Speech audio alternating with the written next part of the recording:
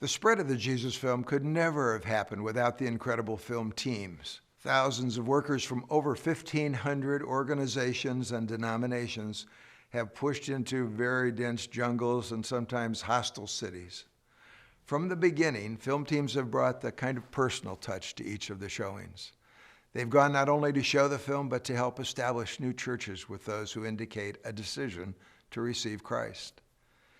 In the early days, they were hauling 16-millimeter film equipment, as well as hundreds of pounds of generators, speakers, and power cords around.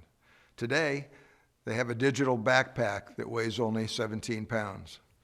Most of the crowds at showings have ranged from 500 to 1,000 people. But in some restricted countries, the showings might be limited to just a few people watching in their homes. However, sometimes the crowds have been overwhelming. At a showing in South Africa, 500,000 people poured into a valley to view the Jesus film in the Zulu language. The next night, another 500,000 people came to see it in the Tswana language. It was a logistical miracle as the team put up 7 drive-in size screens, 160 speakers, provided the sound, and from the hillsides, the picture was visible for more than half a mile.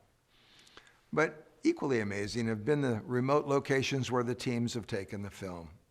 Some time ago, a film team was sent to an island in the South Pacific where the first missionary that had gone there 100 years ago had been killed and eaten by cannibals. The film team was a little bit worried, but we said it's okay, there are no more cannibals there. And as the showing concluded, those who wanted to receive Christ were asked to come down to the front.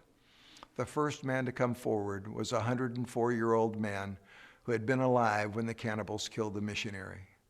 With tears streaming down his face, he said, "God is so good to let me live 100 years so that I could find Christ."